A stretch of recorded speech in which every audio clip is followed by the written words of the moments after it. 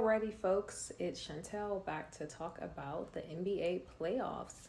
I have been remiss to start talking about the playoffs, but it's really because I've been watching so much basketball. When playoffs first kicked off, it was like 6 hours a night, just watching all the games, and I loved it. I dread the day when we actually get to the finals, and I'm like, what do I do now that it's over? I say that about every sport though. So soon enough, NFL season will be back upon us. The UFC will still be going on. There's lots of drama in the F1 world. So I'll still be entertained, but there's a bittersweet taste that I already have where I'm like, wow, this is going to be over already. So yes, I've been remiss about talking about it, but that doesn't mean I haven't been watching. I've been enjoying, I've been staying up way past my bedtime to finish out the West Coast games, and it's been a good time. And so I'm starting what I call a series for the playoffs, particularly of the good, the bad, and the downright surprising. For the good, there's been so much conversation about who's not doing well, who's missing shots, who's not showing up in the playoffs. But I want to say for the good, these playoffs have been thrilling. They've been exciting. You're seeing the best of the best compete. There's a fervor. There's a franticness to the pace. Even when people are inbounding the ball, hands are waving. You can hear the shouts from every member of the team. And so folks are just engaged, and this is why I love the playoffs. So just to name a few, I have some highlighted games that I really, really enjoyed. So Boston versus the 76ers, game 4. Wow, that was thrilling. It was overtime. It went into overtime. The 76ers ended up winning. It was 115 to 116. And when you look at the points per quarter, it was like just back to back to back to back. You make a basket, I make a basket, you make a basket, I get a free throw. And literally all the way up until overtime, the points were so close at the end of each quarter. And it was literally just that Boston scored 8 and the 76ers scored 9. And that's why they were able to eke out a win. That was a really good game. And when I tell you, edge of my seat. The Lakers and Warriors is a really interesting sort of playoff matchup because so much is being talked about the ups and downs of Anthony Davis, about how Clay isn't showing up the way we want. Poole, there's a conundrum there about why he's not able to perform in the last game. He was in the game for 10 minutes and literally had 0 points. So there's a lot to talk about and discuss there, but I think that the games are still really thrilling. In the last game, game 4, they lost by 3 points. So Steph was doing what he needed to do. I think he had 30, 31, something like that. Of course, you had the big fourth quarter for the Lakers, and the ball just wasn't falling for Golden State. But what's so interesting about that is even with all of the things going wrong for Golden State, they were still very much so in the game until the very last minute. And so for me, that was still a really thrilling and interesting game. And now we have to talk about the bad. So right after the Bucks ended up being eliminated by the 8th seed Miami Heat, right after that fall, Giannis had an amazing monologue about how this season shouldn't be viewed as a failure, and instead this is a stepping stone to larger greatness. Overall, a great life point. I'm sure someone is going to have it up on a wall, and it'll be something that people quote and can be used as a motivational sentiment. Right after that, the Bucks fired their head coach.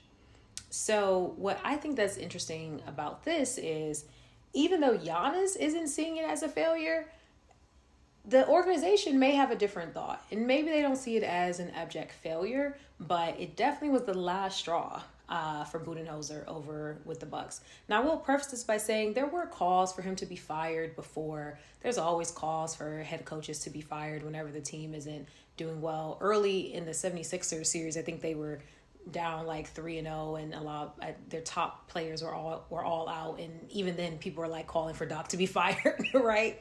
So in hindsight, I think it's easy to bring up those critiques, but let's remember that this was a team that still had the number one seed in their conference for the regular season. And this is a coach that got them to a championship in 2021 after a 50-year drought. So this is a man who, has a creme de la creme resume, and he was on the chopping block. And so I think the bad specifically for this particular sort of season is for the other coaches that are still there. Joe Mazzulla, Doc Rivers.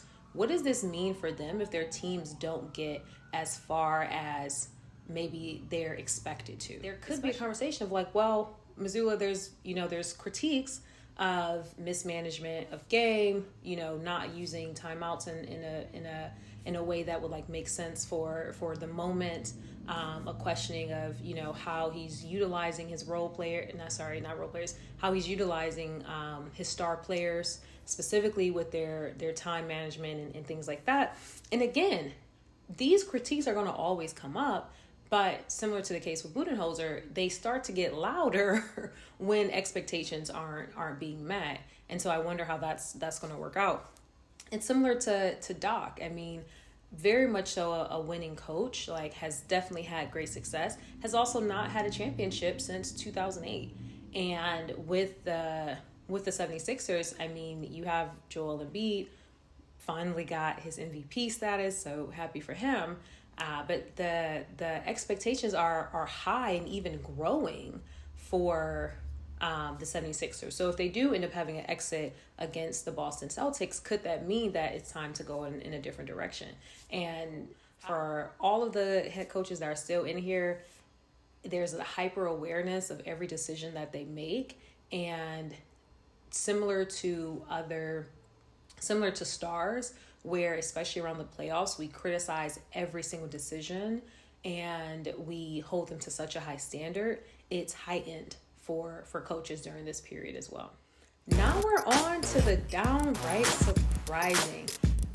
The Miami Heat takes the cake with this one. There's been a lot of interesting things happening in the playoffs, but the Miami Heat besting the number one ranked team with the Bucks, even though Giannis had been injured for several of the games. He came back, still had a pretty good performance when he came back. But also, what was so interesting about it is they overcame 2 double-digit deficits in the fourth quarter in order to win. So both in Game 5, they overcame a 16-point deficit. In Game 4, they overcame a 14-point deficit. And so this is a team that we weren't expecting this from. This is a team where we talked more about Jimmy Butler for his style of hair choice than we actually did for his play for a lot of the season. But that man said, I am tired of losing. And he meant that. And it's really amazing to see. And this isn't to say that like the Miami Heat overall is a team that we didn't expect this from. Like, put some respect on their name, because they literally were just in the finals in 2020 against the Lakers. Like, let's give them their respect. They also were in the Eastern Conference Finals last year as well against the Celtics. So this isn't a team that has never made it to the playoffs.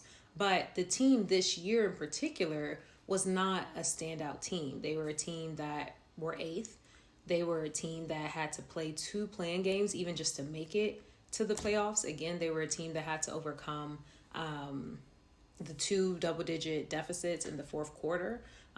They're a team that has one of their star players with Tyler Hero out and injured.